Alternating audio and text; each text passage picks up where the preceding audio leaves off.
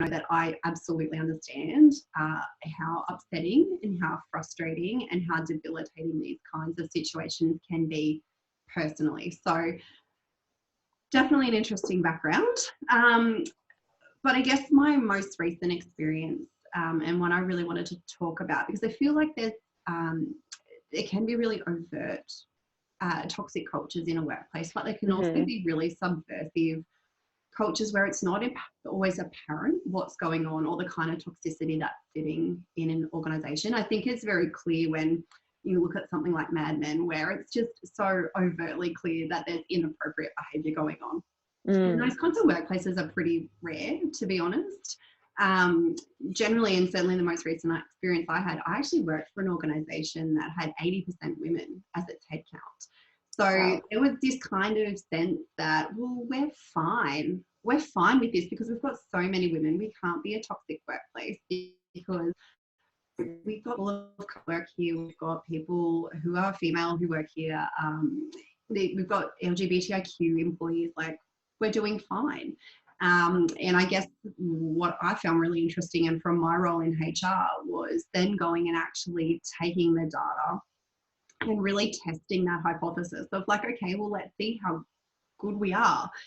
And through that process of going through and looking things like gender pay gap, promotion rates for women, representation of women in leadership, and of course then going further down the track and then looking at things like people of colour, LGBTIQ representation, all that sort of stuff, was that actually it was a fairly toxic culture, in that unless you were generally white, middle class and male, you weren't really that likely to succeed, or it was certainly a lot more difficult to succeed in that culture. So I certainly I have to admit, I did work as a HR business partner in that organisation, so working one-on-one with leaders, and then moved into a national role where I very much more strategy and data. But I definitely, in my business partnering role, had managers, male and female, older and younger, say to me, well, I'd love to send her on that training course, but she did tell me she's trying to have a baby, so it's kind of wasted. Same with promotions, like, oh, I'd love to put her forward for promotion, but, you know, she's just got married, so, you know, what happens next? You're thinking, how backwards is this? Like, how ridiculous. Am I in an episode of that? Yeah. That's a cool outfit to suggest that. So certainly I think, and one thing I'd really like to get across to anyone listening is, it doesn't have to be overt, you know, like the overt sexual inappropriateness, the smacks on the bottom, the kinds of really blatant comments and remarks. It can be a lot more subversive and sitting a little bit further below the surface. So if you're in that kind of organisation, I think sometimes asking the questions and asking for the data and evidence to kind of support hypothesis. So if people are saying we're a great employer, we're a great employer of choice for women, we're a great employer of choice for people of colour, ask them for the evidence. Like, how do you know that that's the case and that there isn't this kind of hidden level of toxicity where actually those people aren't doing as well as they should be in our organisation? And I think it's so important that you mentioned the fact that it isn't as clear cut and overt as, you know, it's depicted in the films and everything else. I think, and I mentioned this briefly this morning, this is kind of old school idea of like schoolyard bullying, where it seems really clear about who's bullying and what's going on. But at least in the corporate world, I think it's a lot more subtle and, as you said, subversive. So it's really about the job if it was that clear cut. Yes, exactly. sadly but truthfully, and relationships are super complex, and that doesn't change with becoming an adult, and it doesn't really change coming into a workplace, and often we have a lot more skills when we're adults as opposed to when we're children. So I have a toddler. It's very easy to see when it's annoyed to be something at you. Yeah. You know, we're socially conditioned. Okay, well, you can't throw things at people. You can't necessarily express your anger or your frustration or disappointment, and you kind of push it down. And sometimes I think that process has this kind of impact where people perhaps act out in ways that are inappropriate. They just can't manage that emotion correctly, and I think that's where it really starts to stem from. And it becomes very difficult to unpack really what's going on. And Yeah. No, I I completely. remember going into offices and it's like, you know, there's something going on, but you can't put your finger on it. It's like you Mhm. walk in and you can kind of cut the tension with a knife. But if you ask anyone, they're like, oh, no, it's fine. Fine. You just kind of fake smile and just think, yeah, it can be very difficult to unpack and unpick really what's going on. Yeah, you can't see me, but I was nodding along. I think we all know that feeling. It's just, yeah, it's so visceral. Yeah. So in saying that, HR managers do um, sort of, on the one hand, you mentioned that, yes, you do protect the employees, but I think that there can be a really fine line, especially when you are dealing with people. There's a lot that may go astray, and you can do your best to help protect them, but at the end of the day, there is a certain level of conflict of interest. So how do HR managers or HR in general help protect the employees? Yeah, that's a really good point. And I certainly think in my career, I've been accused of all sorts of things, and being management slacky is certainly one of them. Mm, But I think the thing that fills me with confidence is 98% of the people that I've ever worked with really got into HR because it's something they're really passionate about. And that passion comes from wanting to help people and do the right thing. So most of the people I've ever met are really there to create a positive workplace culture and a positive workplace experience for employees. It's not about working with managers to, I guess, undermine or misuse people. That's certainly not the intent. And I also want to be clear that there is definitely a distinction between good and bad. Good lawyers and bad lawyers. There's good doctors and bad doctors, and HR is not immune. And I've mm-hmm. absolutely, as I mentioned at the outset, I worked in HR with someone who bullied me quite seriously when I was very young. So there's definitely like dichotomy within the profession. But generally, people really get into HR because they actually want to make a difference and help support people. But yes, there is a conflict. You are getting paid by an organisation. You work very closely and often partner with leaders to try to make a difference. So it does make it quite challenging. I Mm, think really the thing you need to, as an employee, think about is that HR generally are put in there to be on your side, and as this kind of third party who can step in. So reaching out and seeking support. Certainly, if someone came and spoke to me in confidence and shared something with me, that's not absolutely anything I would run and tell management about. I'd have to strategize how I was going to take action, and I would absolutely be involving the employee in the process. Okay, well, what are you expecting me to do with the information that you've given me? What kind of actions would you be comfortable with? I'd go back to them and say, well, I'm going to propose that I'm going to have a conversation with that manager on this day. This is what I'm intending on saying. How comfortable are you about that? Is there anything that you really are uncomfortable with, or is there anything that I'm misrepresenting? So good HR operators really will take the time to make sure that they're doing the right thing and really representing you.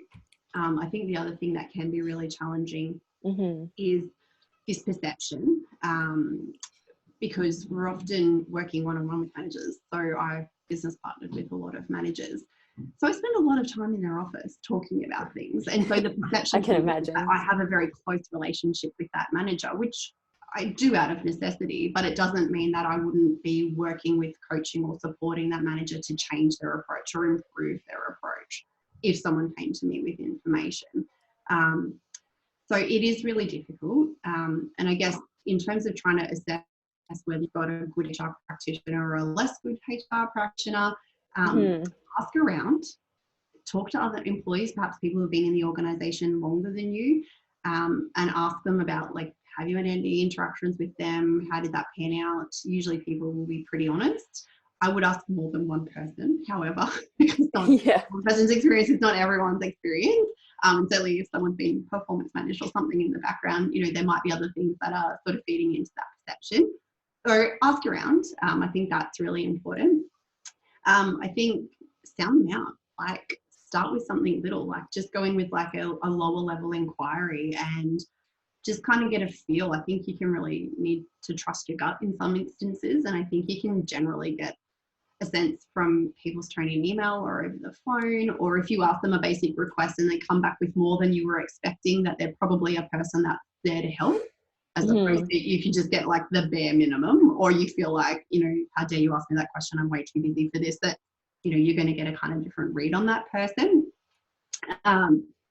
So I definitely think that's important. And then the other thing is, how visible is your HR within your organization, and what kind of things are they involved in? So if the only time you ever see them is when they're coming in to escort someone out of the building, because they're having to terminate someone, and that's the only time you ever see them, that could be a red flag. But if you're seeing them at things like social events, they're making an effort to come to the office, or when they come to the office, that they are spending time with the leader of that office, but they're also walking around and engaging with staff. They know people's names, they're asking about people's kids or how their dogs are going, or, you know, what kind of connections do they have to people within the organization. And I think that can kind of give you a good read on, you know, whether someone's kind of on that good end of the spectrum or not. Yeah, I can definitely see what you're saying. And it is really refreshing, especially, I mean, a lot of us who have experienced toxic workplace culture, myself included, alarm bells kind of go off when we hear about HR, because there is such a fine line. But like you said, there's a risk in generalizing all HR to be that kind of singular-sided perspective. And I think when you are leaning towards that sort of polarizing perspective, it doesn't always benefit you. And in some ways, it makes sense to go in with an open mind. And like you said, just test the waters and see, you know, what this person's all about before automatically assuming which side HR may or may not be on. Yeah, it's a two-way relationship. It really is. And I think if you start that process and you find that the HR person is willing to kind of engage with you and build that relationship with you, then, you know, that's pretty genuine intent. You know, generally people wouldn't take the time if they weren't interested. Mm-hmm.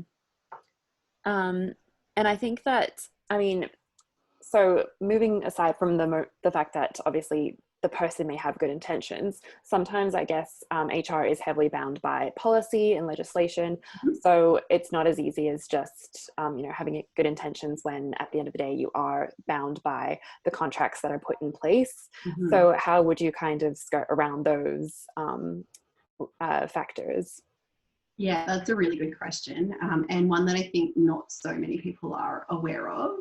And I'm an Australian practitioner under Australian legislation, so this applies really only to this jurisdiction. And certainly if you're from the UK or America or anywhere else in the world, it's definitely worth sounding out how this kind of fits with you.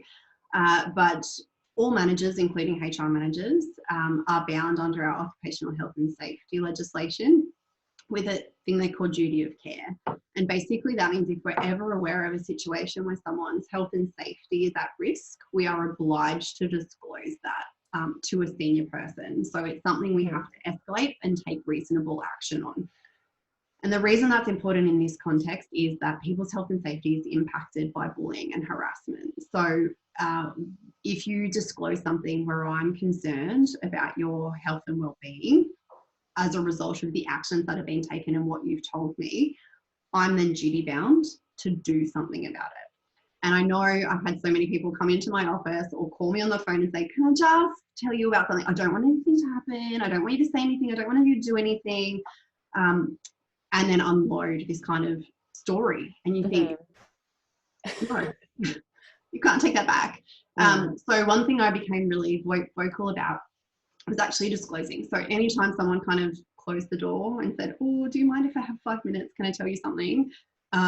My immediate response was, happy to listen. However, I do need to let you know, if anything you tell me falls within this remit around risk to your health and safety, particularly around bullying and harassment, I can't unhear it and I can't not do anything about it. So you need to be very careful about what you say.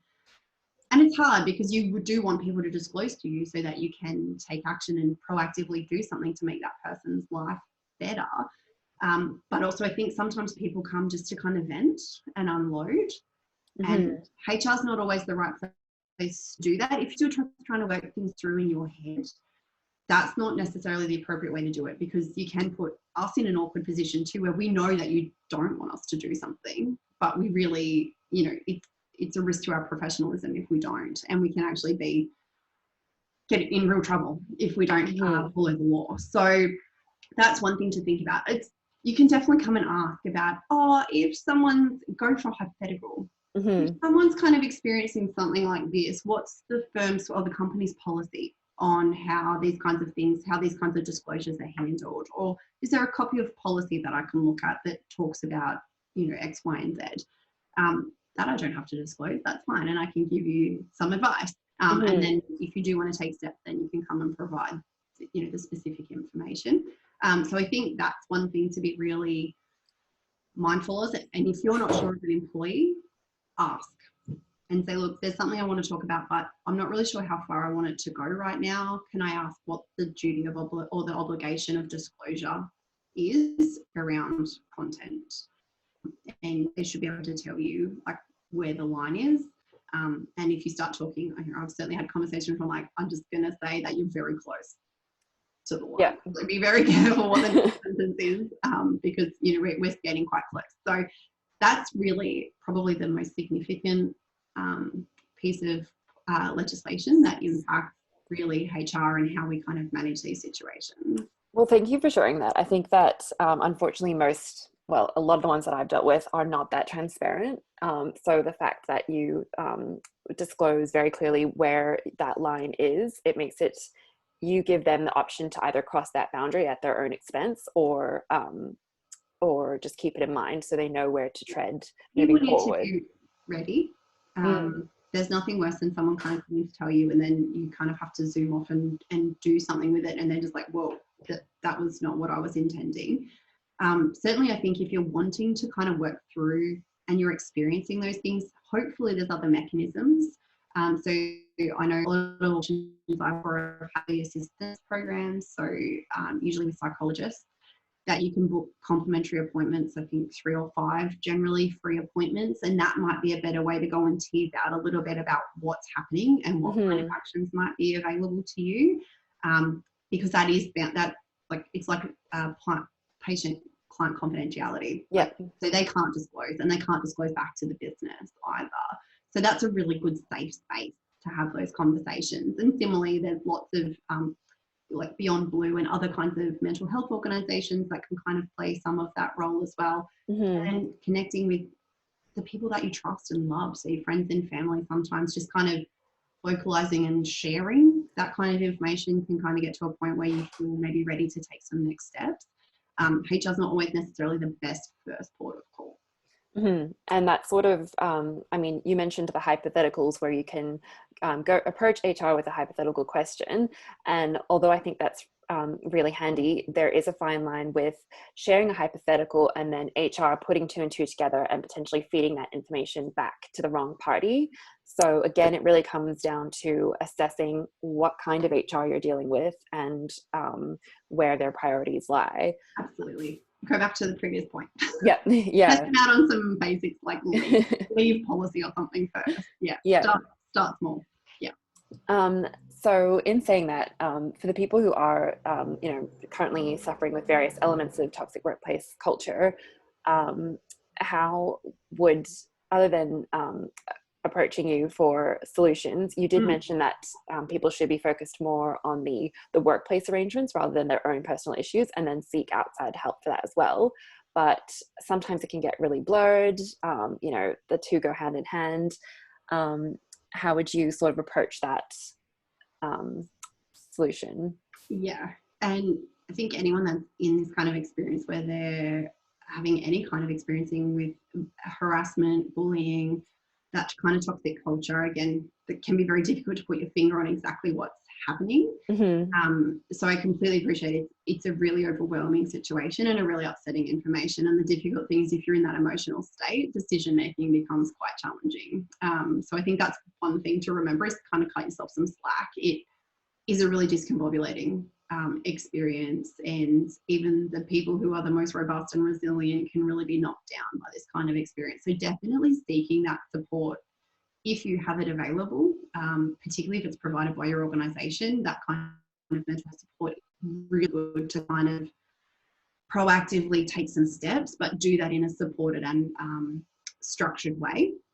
The other thing I think that I've seen a lot is the internalisation and particularly with women, not exclusively to women, but particularly that I've seen with women, is where there's all these kinds of experiences going on. And rather than looking and going, okay, well, there's something in the workplace not quite right, or that person perhaps isn't managing their emotions effectively in the workplace, is, well, oh, it's me.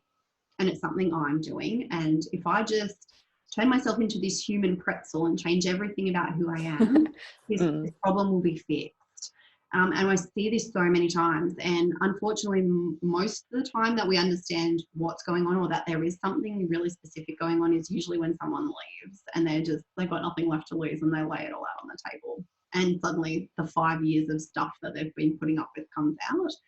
And generally the story is, well, I tried this, and I tried baking cookies, and I tried speaking up more in meetings, and then I tried speaking less in meetings, and then I tried calling them, I tried emailing them, and then I tried putting nice things in the email and less nice things in the email. And it's exhausting. It is exhausting. Yeah. Like, you can see by the end of this process that people are just shattered and exhausted. And the whole thing is, it was never them to start with. No. So it really doesn't, I think that's where I think getting that outside support from something like EAP, a mental health organisation, your GP or a psychologist, they can kind of illuminate that point much earlier on. And save a lot of that emotional energy from people expending a lot of that emotional energy, because I think as a society, and particularly for women, we're taught if we're nice, people will be nice back to us. So we just try to be more nice and still can't understand why this person isn't responding in the way that we're kind of taught to expect. And people internalize it a lot. They don't talk about it. There's this sense of shame about it. And that's where it becomes really dangerous and really deconstructive for somebody. So I certainly think absolutely in the instance, try something different, try a different communication style. But if you've tried one or two things and that person still isn't responding, you need to cut your losses and probably reflect that it's actually not you. And there's a million things you can do, but it's that person. And unless they want to become self-reflective and self-aware and change who they are and their interactions, nothing you do is going to make a difference. That's where it becomes around reporting. Either that's reporting to HR through your union, through someone else that you trust in the management team, through an employee survey, whatever mechanisms you have that you feel safe to leverage.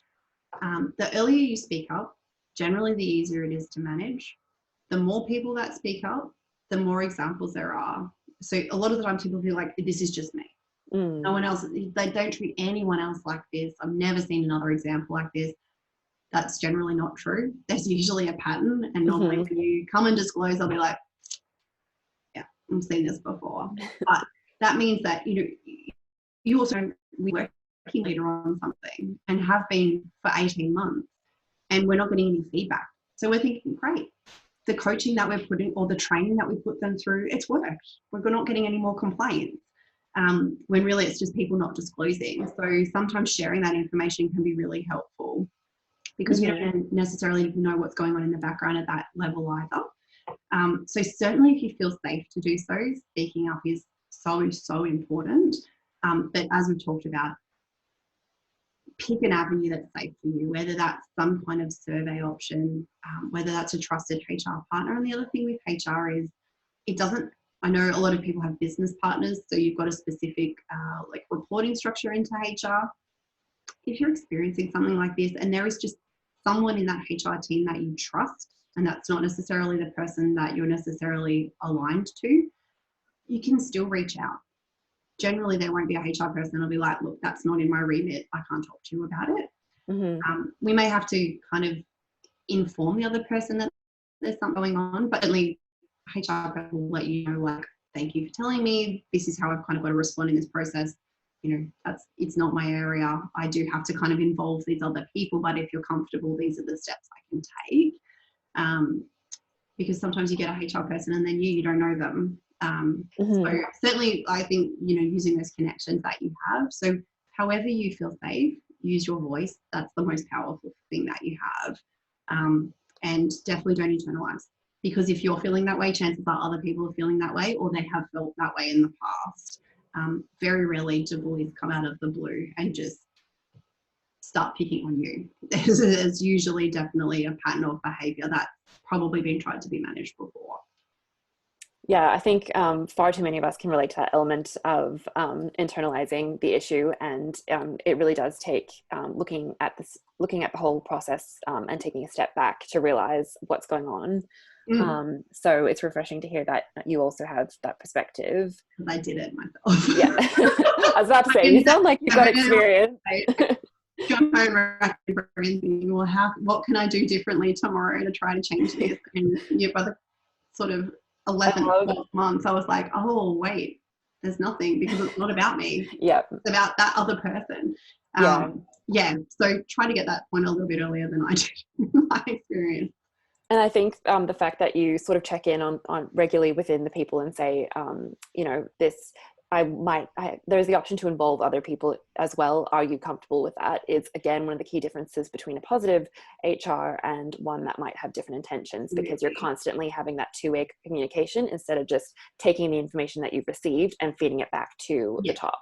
Absolutely. And the other thing that good HR teams should also enable is taking a support person. So if you feel really emotional or upset or uncomfortable about talking, you can take a support person with you. They can't speak for you, but they can be there to take notes or just hold your hand if you need to. So definitely sound out, you know, this is something I'm going to be a little bit uncomfortable talking about. Can I bring a support person? And as most good HR will be like, yeah, of course, absolutely. Mm-hmm. And I mean, when we look at, you touched on it briefly in regards to, you know, leadership training and things like that, but I think that there are a lot of, you know, sort of best practice that you need to consider as well when dealing with HR. What sort of incentives might be motivating the company or motivating HR to create that kind of management change? Yeah, that's a really good question. And this really links back to the first point that we had talked about, which was this kind of subversive toxic cultures where there's probably this not necessarily malicious toxicity, but just this kind of blind toxicity that, oh, we didn't even realize that was a problem. And so something I've been really involved in is around accreditation programs or employer of choice programs. And they're usually externally run. One of the key ones I've been involved in is the Workplace Gender Agency, they're a government agency, and they're tasked with basically making sure that organisations are doing a bare minimum standard in terms of gender equality, but they've also got an optional program that organisations can sign up to become an employer of choice. So they're definitely kind of making sure that the floor is in place, but they've also set the ceiling or beyond the ceiling for organisations to, you know, really aim for. And that was really a turning point for the organisation that I worked for. So myself and the HR colleagues, when managers were talking about what a great organisation this was for women, particularly, we'd all sit there going, no. Hang on a second. Anecdotally, we knew. And really what helped us get managers across the line, and particularly senior leaders, like we're talking board level and the C-suite level, was data. And part of that was through this accreditation program, because we had to do things like submit gender equality data, gender pay data, promotions, exits for women, how many women were returning from friendship, and what kind of role. All of this just kind of gave this visibility to information that we hadn't really looked at before. Certainly as a business, we hadn't looked at before. So when they were saying, look, we should just apply for this because we've got heaps of women, surely we'll just get this accreditation really easily. And then I think it was 157 items that you have to provide evidence against that I downloaded. So I basically rolled out the scroll and said, let me tell you the ways that maybe we're not as good as we think we are. You know, this is where the standard is, and we're not terrible, but we're not great. And so what that really also set was this really clear pathway of, okay, well, we're here and we want to be here. What's the pathway? What do we need to do? What structurally do we need to change as an organisation to bridge that gap? And so that got a lot of senior buy-in in terms of training for managers. There was a lot of work done around performance appraisals and the fact that women were rating themselves so much lower than male employees, and that was then impacting promotions. It was impacting L&D opportunity, it was impacting remuneration, promotion, all sorts of different things. So that enabled us to actually really look at that process and how we made that a more equitable process. And that then has the benefit of actually flow-on effects for people of colour, people with disability, LGBTIQ, because the structure of how those processes run is then becomes more inclusive. So that was a really good catalyst for change. So if you feel like you might be in one of those organisations or those cultures where it's not that overt toxicity, it's maybe just not ideal, or it might be a little bit blind, that people kind of have their blinkers on of, oh no, we're okay, when you're like, yeah, no, we're not. Actually, and whether you apply or not, sometimes just using the structure, and the Uyghur one is definitely publicly available. You can download the application and read it if you want to. Great nighttime reading if you're an insomniac, even for me. You can definitely download that and take it and say, look, this is what the best organisations are doing in relation to this. How much of this are we doing? Is there something we want to start introducing into our organisation? So again, it comes to testing that hypothesis. But it's kind of in some ways helpful because it's othering. It's not, well, we're unhappy, we don't think this is working, you know, as an employee group or as a manager group, we're unhappy with senior management decisions. It's actually, oh, look, here's what the government says we should be doing. So it kind of brings that level of safety to kind of say, well, it's not just us saying it and us complaining about it. It's actually, let's look at some kind of objective information or measurement. So that can be a really helpful way to introduce that kind of change as well. Mm-hmm. I think there is a risk to incentivizing these types of equality, especially because you may get people just trying to tick off another box, or you know, appear to, as you said, appear to be seeming a certain way. But it is refreshing to know that with the policies being so lengthy and extensive, it's not as simple as just pushing it through and saying, this is now done, we can now be officially certified as so-and-so. But then on the flip side, the fact that that incentive is one of the key indicators for why they might want to change could also be an indicator of toxic workplace culture, because their reason for wanting to do it is not necessarily in the right place, if you see what I'm saying. Yeah, absolutely. And look, honestly, I think if I had have rolled out that scroll of 157 items that needed to be accomplished before you can apply, a toxic workplace would be like, too hard. We're either way too far away, or we're not interested. We don't want to spend the time and the money and the energy and the resources on doing it, and they would just step away. So it really, and that's quite a specific example. You know, there's lots of different accreditations, and I can't attest to all of them, but certainly the Workplace Gender Equality, and there's a Pride in Diversity Australian Workplace Equality Index, which is around LGBTIQ inclusion. They were almost my full-time job, just keeping up with the programs and the expectations and the communications around that. So I can certainly attest to those two in particular, and I'm sure there's plenty others out there that actually, when I say to really engage with actual change and invest quite a lot of time, money and resources into actually securing and maintaining those accreditations. So that's the other kind of push to keep them going. It's not just enough to kind of get it and you just rest on your laurels. Every year you've kind of got to be doing more and pushing that a little bit further. So it does get you on kind of a healthy hamster wheel. And yeah, organizations like it's great for attracting quality talent. It's great for attracting quality leadership. So there are lots of benefits in having those accreditations. So I'm just weary of the time. We've got about 10 minutes left before the Q&A.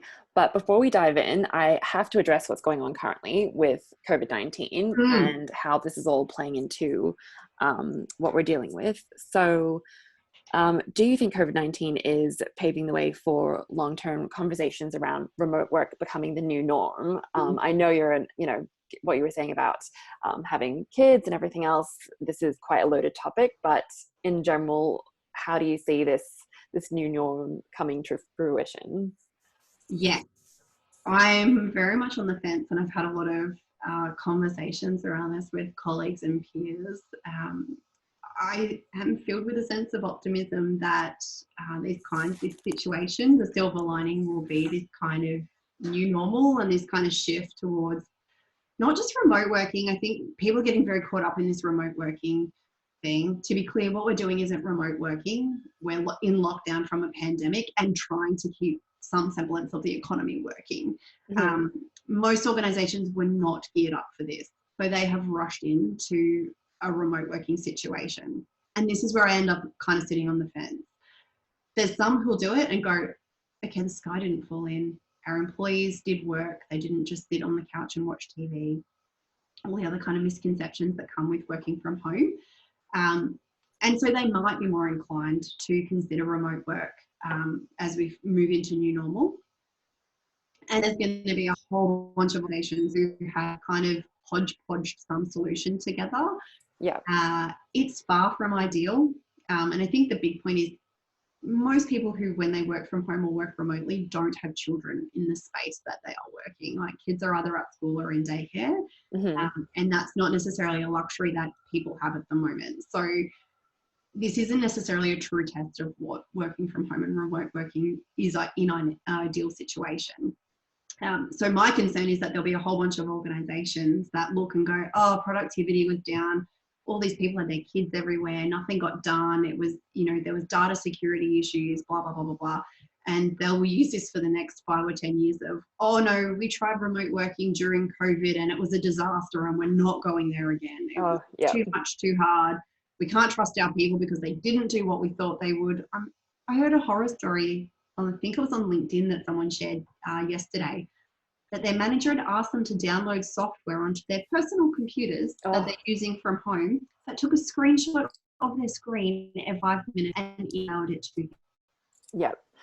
For anyone, sorry to interject, for anyone who is concerned about this, we do have a cybersecurity talk that discusses exactly this because it's a huge issue. And I think we haven't even realized what we've touched on because it's a very new territory for many of us. So I love that you've brought that in today because it's a whole other element of toxicity. Yeah, absolutely. And I just think like that manager is never going to be on board with remote working. And certainly not from this situation where that control's been wrested from them and they're just panicking.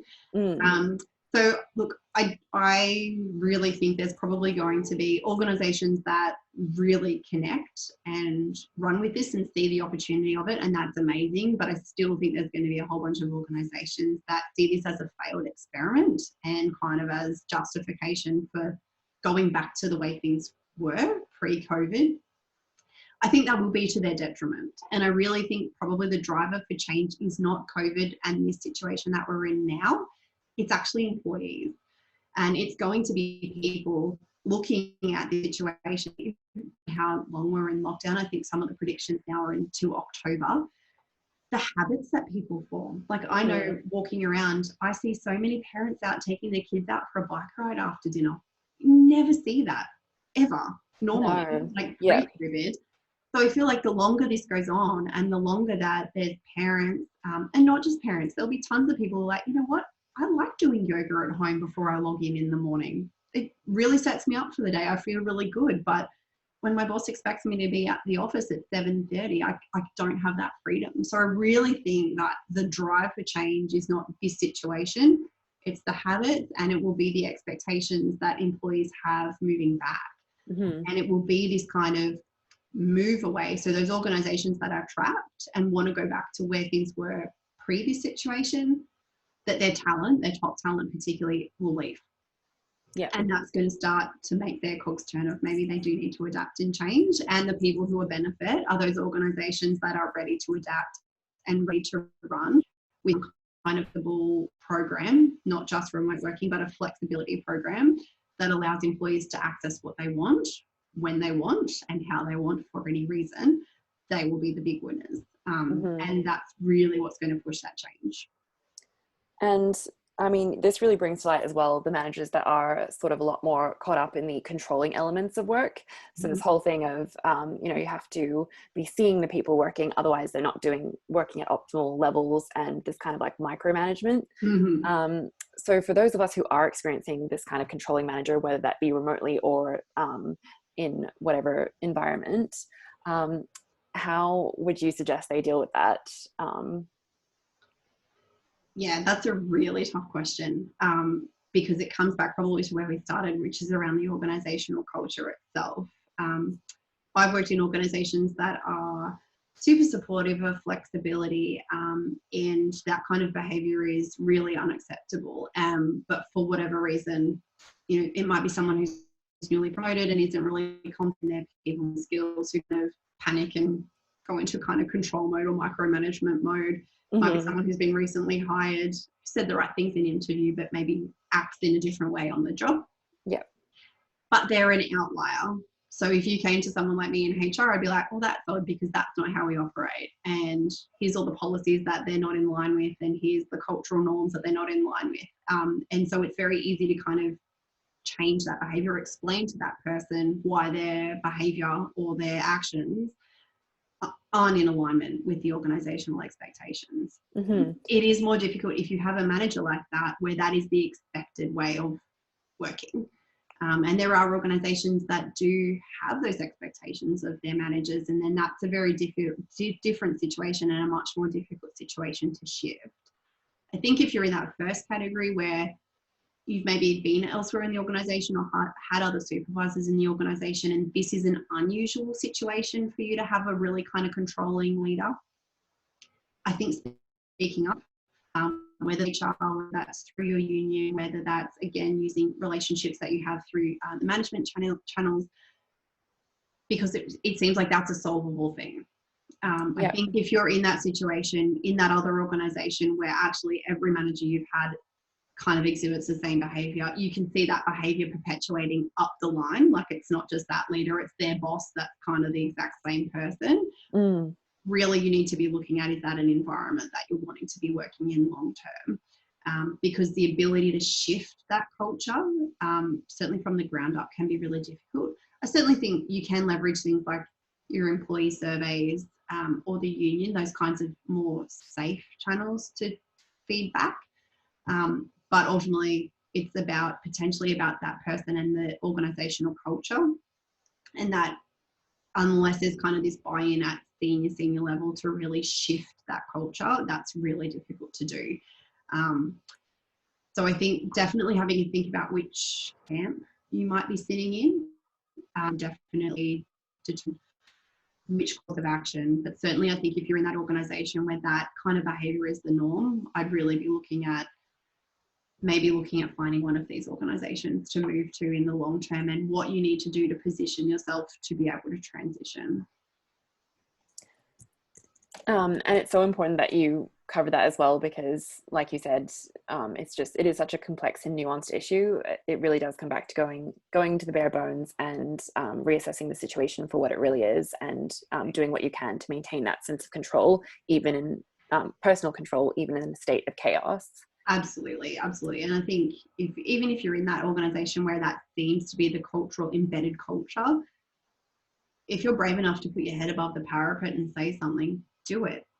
But if the result that comes back isn't what you're wanting, and it isn't a buy-in for change, that's when you know, well, I've done all I can do, and I've tried to shift it, and there seems to be no appetite for it. And then you can leave with clear conscience, knowing that you've tried.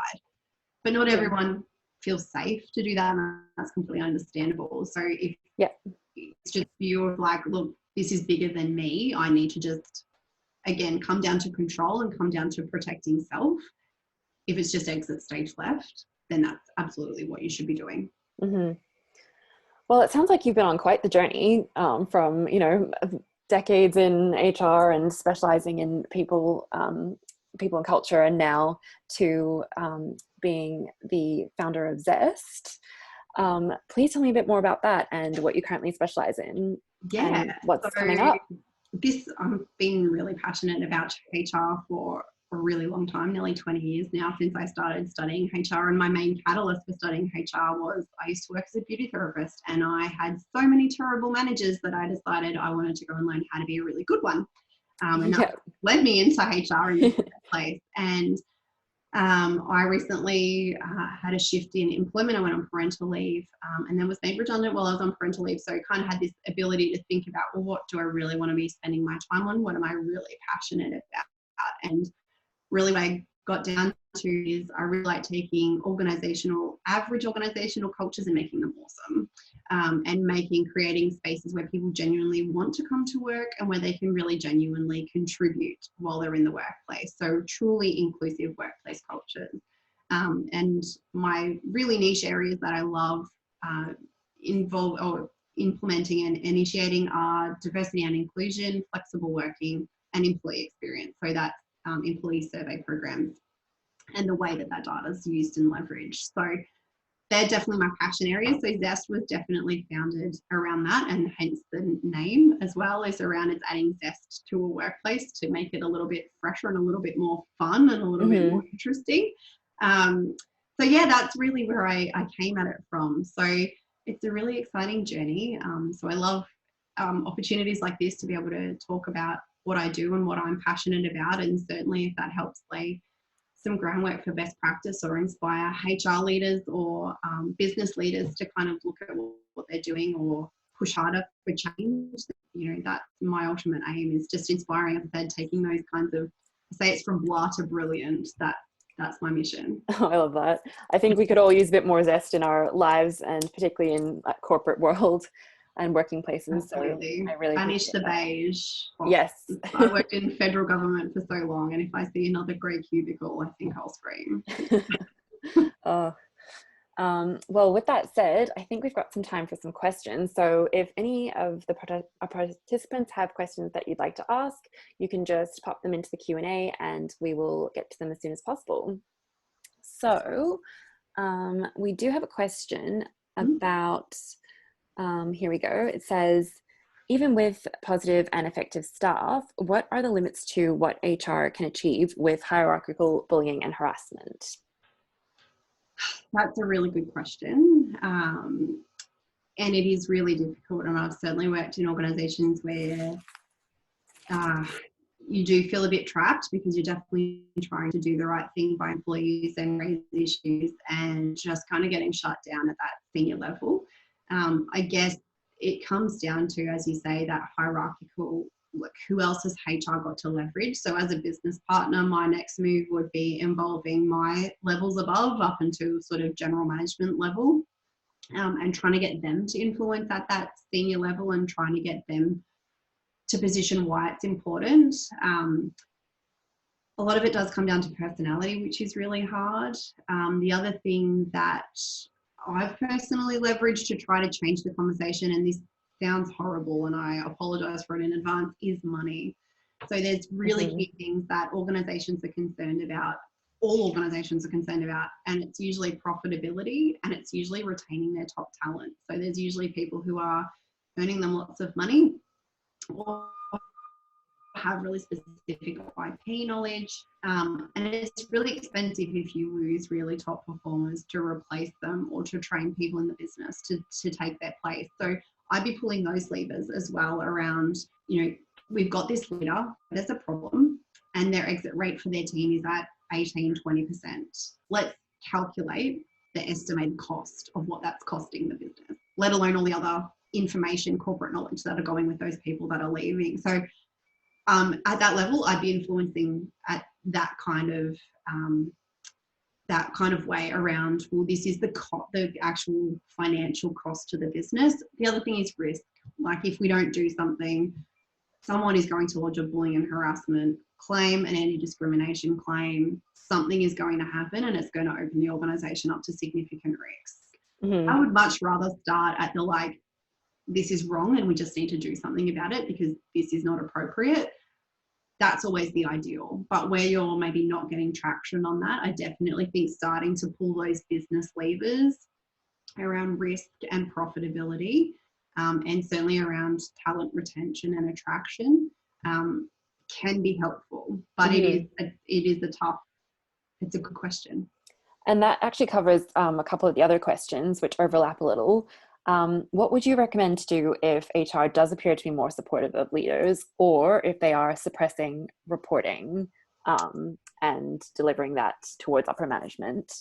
Yeah, look, I think in that instance, it is really tricky. And really at that point, I think you can maybe look at leveraging employee networks if they exist. So I know a lot of organisations that I've worked with have a Pride network, a women's network, a people with disability network, a carers network. So it may be that channeling their influence could be helpful if you feel like that's a more safe avenue to kind of connect in. And again, that can be something that's done, I hate to say subversively, but if you can become a member of that group and talk about some of the challenges that you're facing without naming names, that might be a way to kind of position the need for change that perhaps hasn't been identified before. So that could be an option.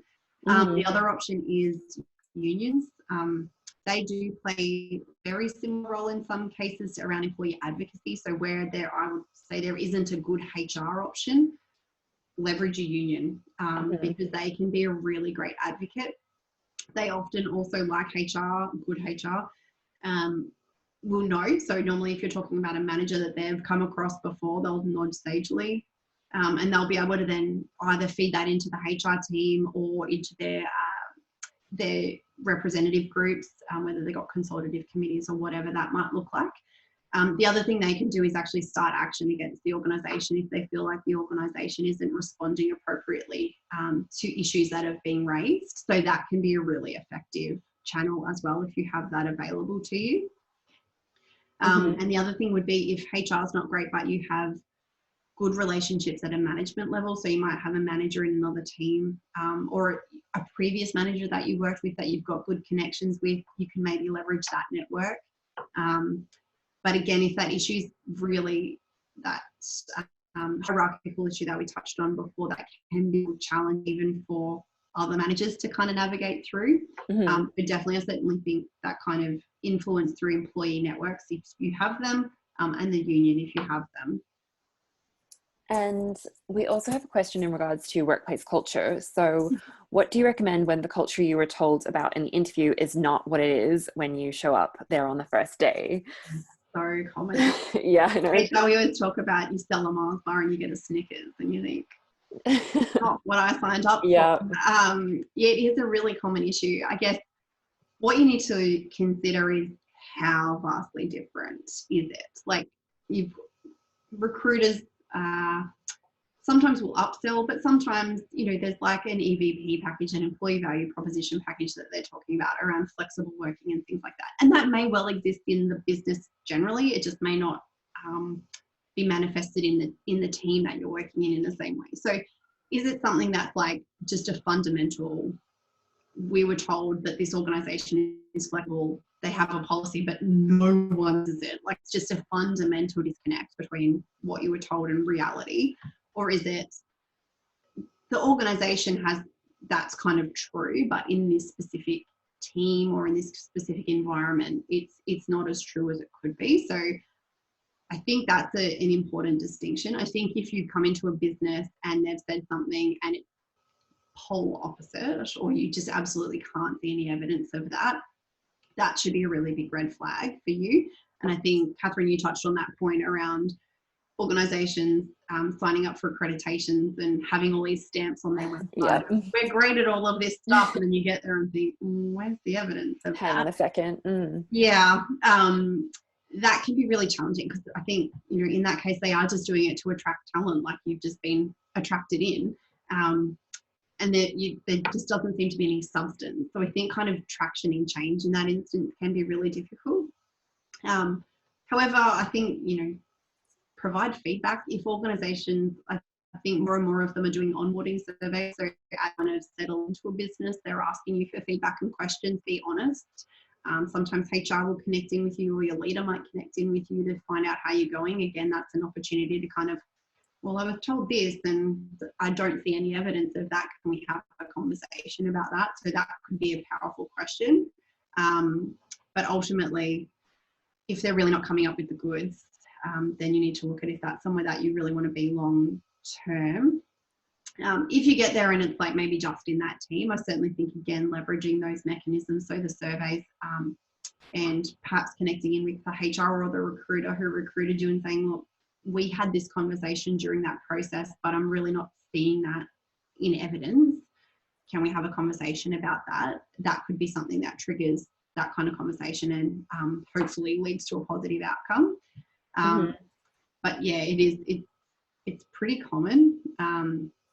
Yeah, it just depends whether it's just this complete lie, like quite a deliberate, like, yeah, we're fabulous, but we're not really, or whether it's like they genuinely are fabulous, but that little pocket for some reason, whether that's we're down to a specific leader or a particular work type, is maybe not as aligned as it was when we talked about it at interview. I hope that answers that question. And there's a couple crossover questions about accountability. So I think one of the things with HR is, how can HR be accountable for their actions? You're just breaking up for 1 second, Catherine. Oh. Okay, I'm back, I think. Yeah. Great. So there are a few questions about accountability. So how does HR remain accountable for your actions given this kind of conflict of interest? And how do you kind of proactively manage or determine cases of bullying?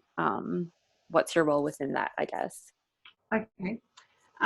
In terms of determining cases of harassment and bullying, there is pretty clear definitions in the bullying and harassment legislation around equal employment opportunity that stipulates, and I think it's state by state here in Australia, there's actually definitions of what constitutes harassment and what constitutes bullying. I think it may be under the anti-discrimination legislation. It has been a little while since I looked at that. And so harassment is a one-off instance. Bullying has to be sustained. So there is quite specific differences. So in the evidence that people are presenting to us, we'd be looking for those kinds of, like, there's basically 3 checkboxes for both, and see if it fell within that criteria. And then, of course, like, that's very specific. There's a whole bunch of inappropriate behaviour that happens that doesn't fall in either of those categories. That wouldn't mean that we wouldn't necessarily want to take action, you know, or have a conversation or change that situation. So that's how we would assess it. I'd be asking questions based around some of that criteria to elicit, like, the depth and seriousness of what was going on, and then therefore what my action would need to be. So I hope that clarifies the how we kind of determine what's going on.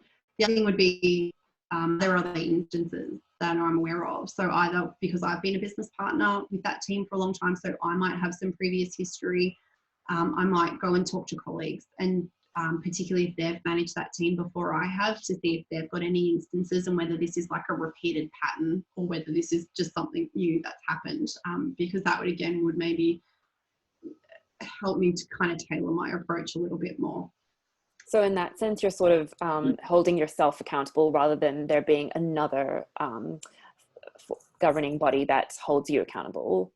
Yeah, and look, ultimately the accountability for HR falls, and this is one thing that's always drummed into most HR people I know, is if you don't behave in an appropriate way and don't take reasonable steps in terms of ensuring employees' safety, you have to be willing to be able to stand in a witness box and under oath say that you did everything you could to support that employee.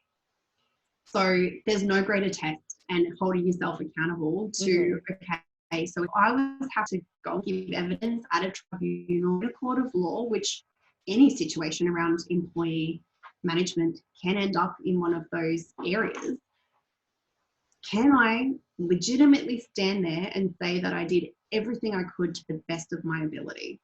So that's one way I've always held myself accountable. Like, whether I'm note taking, whatever I'm doing is like, so if I had to stand there and talk to a judge or talk to a tribunal leader about the actions I took, would I be happy to say this? If it got printed in a newspaper, would I be happy that this was in the public domain, that this is how I acted and this is how I engaged in that situation? So that's certainly something that's always kept me, and certainly a lot of people I've worked with, accountable, because you look and think, well, if it ended up there, I would want it to be known that I did everything I could to support that person. So that's definitely a big thing, a big driver. Yeah. Well, thanks so much for all those insights. It's always good to know what goes on sort of behind the scenes. And like you said, a lot of the time it isn't necessarily as transparent. So having that kind of two-way conversation has been a good way to reassess the different ways that HR can operate. And you have left a more positive note on HR overall, although I think, like you said, it is very case by case and it can be quite nuanced. Yeah, there is so much complexity. So if anyone ever needs any support or wants to sound anything out, they're definitely welcome to get in touch, and I'm more than happy to sort of guide them in some direction. Great. So that kind of leads us to wrap things up for the day. Is for anyone who does want to approach you, where can we find you? Where can we reach out? What's your main channels? So I do have a website. You are welcome to come and check that out. That's www.zest, BCC, so Zest Boutique Consulting and Coaching.com.au. I've just posted it into the chat box. Yeah. I do also have a free resource library that I am madly working on adding content to. So if you want any kind of, and that's and the support materials around flexible work, diversity and inclusion, employee experience. So if you're ever looking for any kind of support, you're welcome to have a look there. And I've also got call outs on those pages where there isn't a lot of material, that if there's anything that you're looking for that isn't there, let me know and I will look at creating something to support you. I'm also on LinkedIn for being myself, and also for Zest as well, has a business page. There's also Zest on Facebook that you can find as well. And my email address is tanya@zestbcc.com.au. So you're welcome to get in touch with me directly as well. Great. Well, thank you so much for taking the time to chat about all of this today, Tanya. I've really enjoyed your insights. And to everyone else who's watching, you're more than welcome to join us again tomorrow for another panel speaker. We are having a recruiter come in and talk about the future of work. So that'll be a great start to the morning. Interesting. Beautiful. Well, thank and, you so much, everyone. Thanks so much, Tanya. Hopefully we'll speak again soon. Lovely. Thanks, everyone. Take care.